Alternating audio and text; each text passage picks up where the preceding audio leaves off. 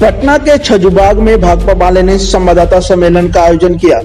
सम्मेलन में मौजूद माले के महासचिव दीपंकर भट्टाचार्य ने नीतीश कुमार पर जमकर तंज कसा। उन्होंने कहा कि राजनीति के नाम पर नीतीश जी ने बहुत गंदा खेल खेला है। सरकार ने सिर्फ और सिर्फ बेरोजगारी फैलाई है, न महिलाओं की सुरक्षा है, न ढंग की शिक्षा, तो फिर क्या सिर्फ नाम की बिहार में सरकार है।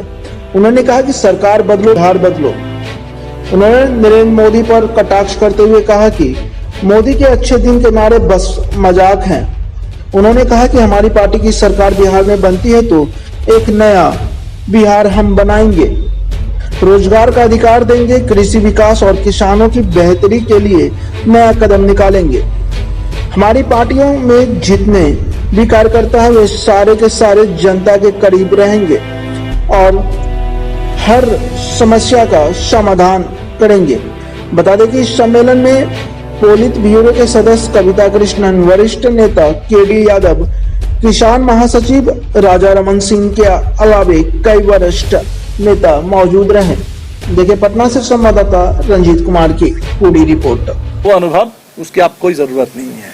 उस अनुभव के साथ इसीलिए हमने कहा कि बिहार की जनता नीतीश कुमार जी को अपने अनुभव पर जब इतना घमंड है, उनके अनुभव के खजाना को लोग इस बार और थोड़ा समृद्ध कर देंगे, उसमें नया अनुभव जोड़ देंगे कि जो मुख्यमंत्री जनादेश के साथ विश्वासघात करता है, जो मुख्यमंत्री मिट्टी में मिल जाएंगे लेकिन आरएसएस के साथ नहीं मिलेंगे कह करके आरएसएस के साथ जा करके मिल जाते हैं, उस मुख्यमंत्री को, उस पूरी सरकार को कैसे खारिज किया जाता है, कैसे चुनाव में बेदखल किया जाता है सत्ता से। इस बार वो अनुभव भी नीतीश कुमार जी को मिलने वाला है। उनका अनुभव का खजाना जनता इस बार थोड़ा और भरपूर उसको कर देगी।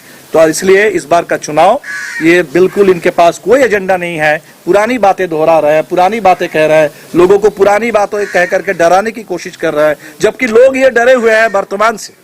लोग डरे हुए हैं कि ये कोरोना महामारी, ये लॉकडाउन, ये बेरोजगारी, ये हमें डराने वाली चीज है। लोग डरे हुए हैं कि यूपी में जो कुछ हो रहा है, कल अगर बिहार में वही शुरू हो जाए, हाथरस अगर बिहार में शुरू हो जाए, वही योगी आदित्यनाथ का राम राज अगर बिहार पर कायम हो जाए, तब बिहार जाएगा कहाँ? बिहार के गरीब कहाँ जाएंगे? बिहार की बच्चियां कहाँ जाएंगी? बिहार के नौजवान कहाँ जाएंगे पाठ से? और वो अतीत की बात कह करके कभी 70 साल, कभी 30 साल, कभी 45 साल कुछ कह करके लोगों को गुमराह कर रहे हैं। तो लोगों को अतीत से मतलब नहीं है, अभी लोगों को वर्तमान से मतलब है, वर्तमान के सवालों का हल चाहिए। लोगों को भविष्य से मतलब है कि बिहार आने वाला दिन का वो एक बेहतर बिहार बने, एक आम जनता का बिहार बने और नौजवानों को, किसानों को, गरीबों को, खेत मजदूरों को, महिलाओं को अपना हक मिले। इसके लिए हम कोशिश करेंगे और आप सबसे हम यही अपील करेंगे कि आप लोग भी इस चुनाव में ये जो जन आंदोलन चल रहा है, जनता की जो उम्मीद जगी है, इसको थोड़ी जगह दे और इस चुनाव में ये सिर्फ सत्ता पक्ष नहीं बल्कि पूरे जनता का जो पक्ष है वो भी मीडिया के माध्यम से बिहार और पूरे देश भर में पहुंचे।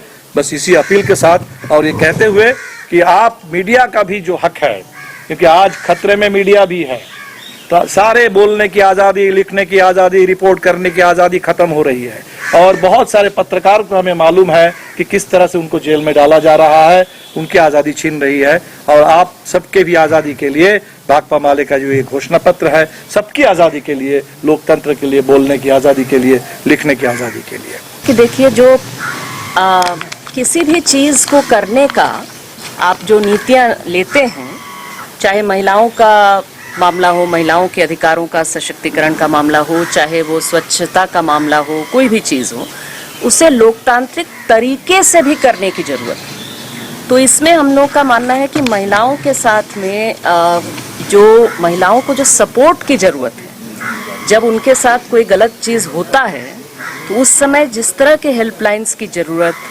जो होम्स चलते हैं उसमें तो मुजफ्फरपुर कांड में तो बता ही दिया क्या चल रहा है, तो उसका एक रेगुलर ऑडिट, उस तरह के तमाम होम्स का एक रेगुलर ऑडिट, जितने विद्यालय चल रहे हैं, कस्तूरबा विद्यालय, अंबेडकर छात्रावास वगैरह, छात्रावास विद्यालय, इन सब का एक रेगुलर हर 6 महीने पे एक सामाजिक ऑडिट हो, सामाजिक चेकिंग हो कि ये सही से चल रहे हैं कि नहीं, वहाँ के जो रहते हैं बच्चे, रहते हैं महिलाएं, वो क्या कह रहे हैं, उनकी बात को सुनना। हमने उसी के साथ में जैसे जो स्वच्छ भारत अभियान है, इसको लेकर के हमारा मानना है कि एकदम खुले में जो शौच है इसे रोकना बेहद जरूरी है और ये रुका नहीं है। अभी भी बिहार में घूमते हुए अभी आपको अच्छे से सारे लोग जानते हैं कि नहीं रुका है। रोकने का जो तरीका है उसमें हम लोग का मानना है कि ये जो तरीका अपनाया गया है जिसमें गुंडागर्दी से घूम घूम करके लोगों को पब्लिक में शर्मिंदा करना, महिलाओं को शर्मिंदा करना, उनका फोटो खींच करके वीडियो खींच करके लगाना, ये वो। ऐसी ही खबरों के लिए करें से 24 लाइव को सब्सक्राइब, साथ ही साथ दिए गए बेल आइकन को भी दबाएं। Thank you.